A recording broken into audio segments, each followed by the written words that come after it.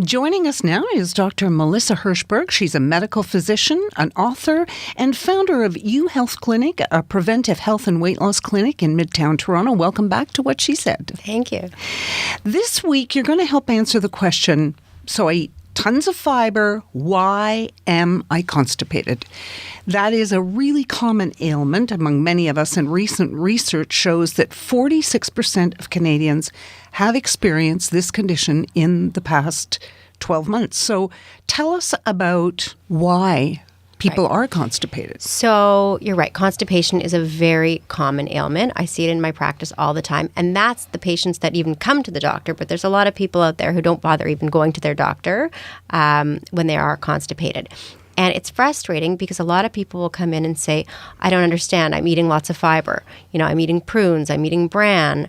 I eat fruits. I eat vegetables. I don't understand why I'm constipated. So constipation is multifactorial, and there's lots of reasons that can cause it, even if you're eating the fiber. So one is making sure you're drinking enough water. So you need water to flush that fiber through you. Otherwise, if you're not drinking the water, then the fiber can actually add to the constipation by creating bulk that's not passing. Next is activity.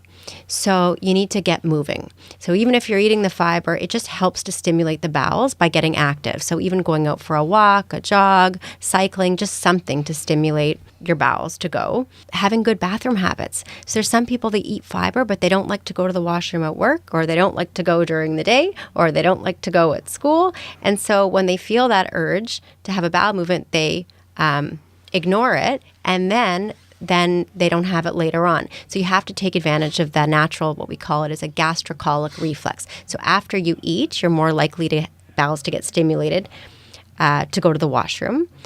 And another thing is you need to look at medications you might be taking, or vitamins or supplements or things that could be contributing to the constipation. Like iron. Totally, like iron. Yeah. So I should tell you that I notice that if I'm stressed, I will go.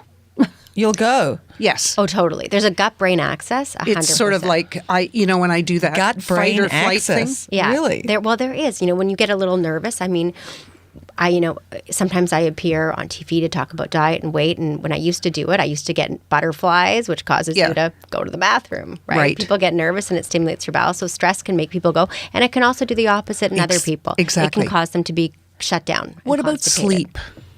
Well, sleep affects everything. When we're tired, our body just doesn't function as well. And one of the causes of constipation can be travel. And sometimes it's from jet lag in of itself. I always thought it's because you're not usually drinking enough water on the plane, and you are dehydrating up there as well. Except for when I get off a plane, my feet are so swollen and I see people getting up and almost doing exercises in the aisles because, again, everything's swollen and starts to hurt. Yeah. So I don't know what that is, the holding of water?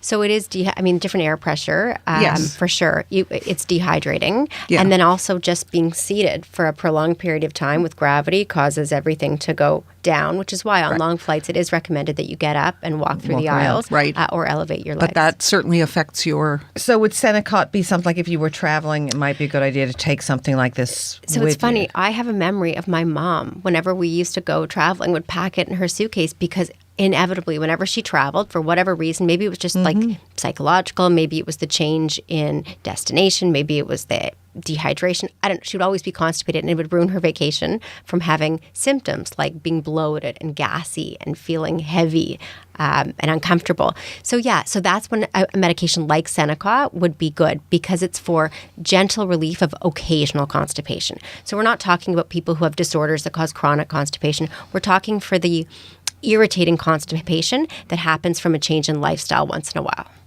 So what about diet? Because I know that people that have sort of seeming stomach issues, they're often told cut out dairy, cut out gluten. Do any of those things affect? For sure. Okay. So cutting out food groups can affect your bowels. It can affect the bacteria that populate your bowels, and it can affect how you go. So dairy, for some people, dairy causes the opposite of constipation. It can cause diarrhea. So if you're somebody who's sensitive to dairy that way and you cut it out, well, it might do the opposite. If you're used to having diarrhea, or if you're used to having loose stools and all of a sudden you're not having dairy, you might sense that or feel that as, hey, why am I suddenly constipated?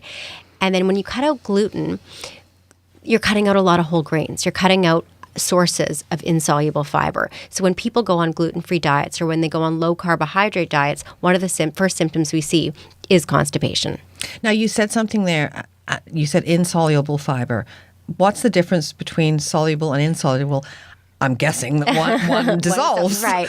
So when we think of insoluble fibers, we think of whole grains. So you think of your cereals and your bran. When we think of soluble fiber, it's the type that's often in fruit. Or celery? Is that like fruit and in beans and legumes. Okay. And some foods have both insoluble and soluble.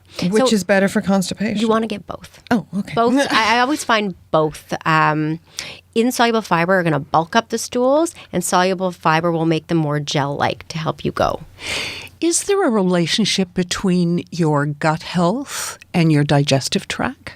I know lots of people who are just, they take their probiotics like religiously, and they search for the right yogurt and the right, to make sure that they're right. And I'm wondering if that has anything to do with the regularity of... It can. So by changing the population of bacteria in your colon, that can lead to changes in, inflammation, and also regularity. So when we look at diet, when it comes to someone that's constipated, you want to look at increasing fiber, but also prebiotics and probiotics. What are prebiotics? So prebiotics are foods that have something called inulin, or I'm trying to think of examples like onions, things.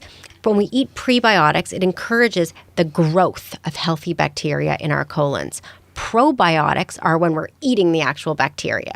So as in yogurt or in fermented products. So you want to try to get both of those. Okay, I'm just looking at the boxes that you've brought in. There's one that they all say natural laxative, the Senecot, but one says for women. Is there a difference? They all contain natural senna. Okay. I think this one's marketed more towards women, and it's perhaps pink. And perhaps it's because who's that way your husband won't steal your medication?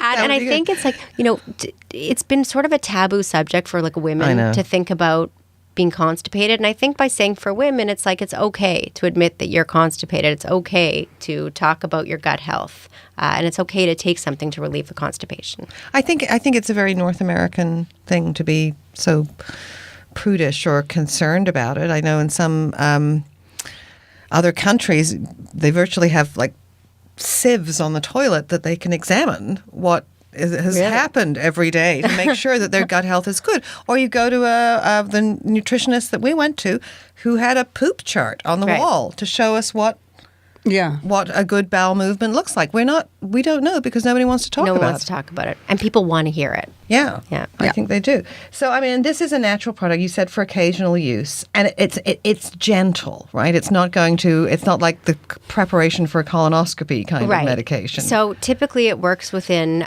6 to 12 hours. So it's recommended you take it before bed. So it relieves your constipation overnight.